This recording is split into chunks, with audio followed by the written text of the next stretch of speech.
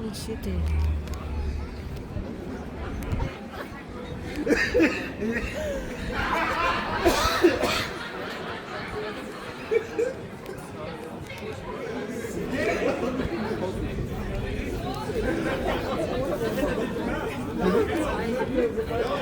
Here's one of the best restaurant, German restaurant in Düsseldorf. Ano ba yun?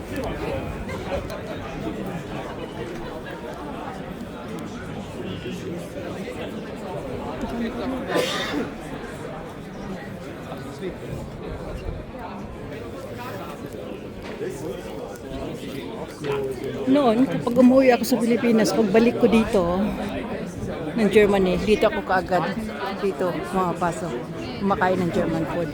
Kasi namimiss ko yung German food kapag galing ako ng Pilipinas.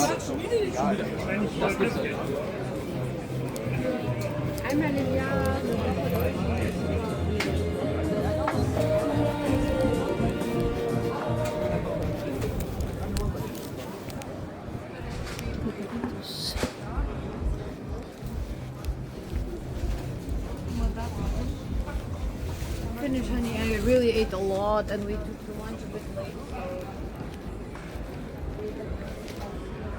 Ang tawag dito sa city na to, tinatawag itong the most longest bar in the world.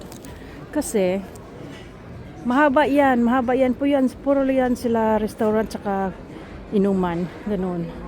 Mahaba yan, magmula doon. Halos buong ano na to, buong area na to, malaki ito eh. Puro ano lang yan, restaurant, bars, ganun oh. Ganun sila kahilig kumain, kahilig uminom, kahilig mag happy weekends, ganun.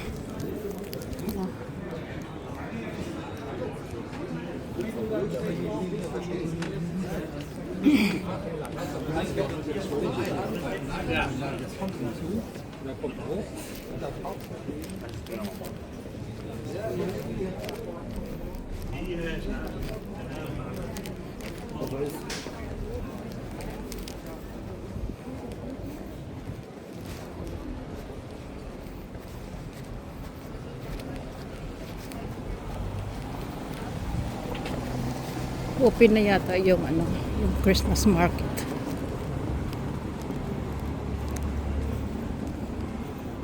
Maganda.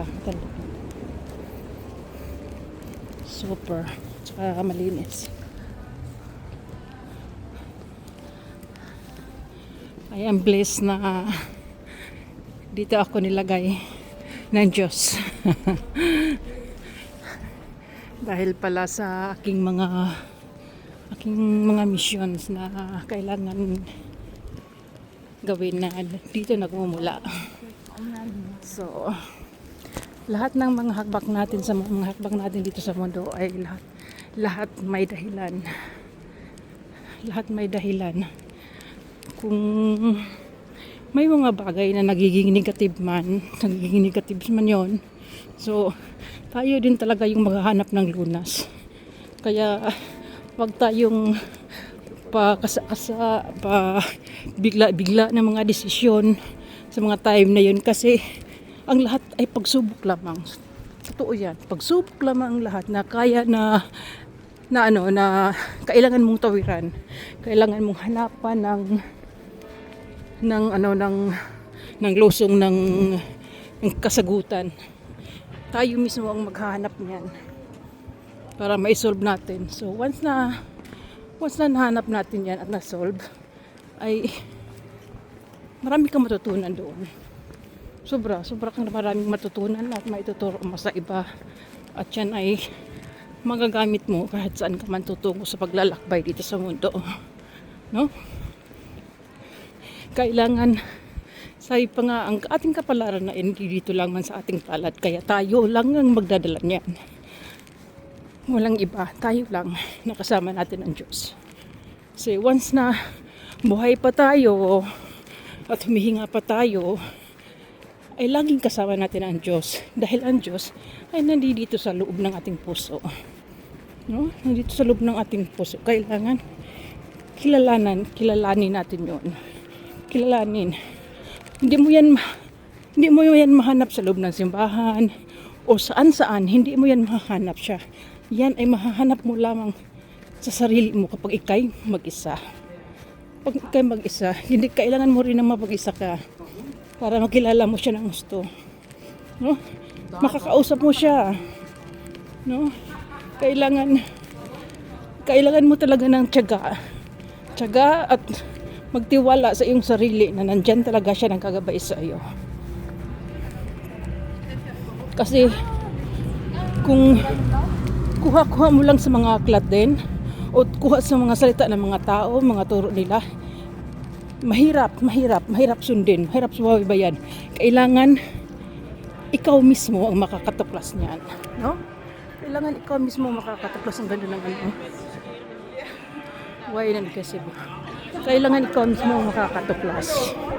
Kasi may kanya-kanya tayong paniniwala, may kanya-kanya tayong kapalaran na kailangan nating alamin, kilala. Wow! Very good!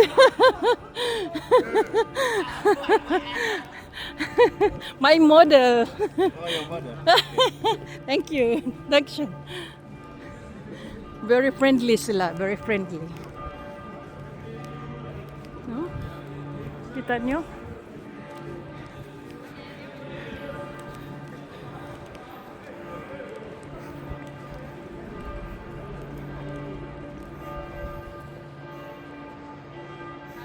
Ding dong. So,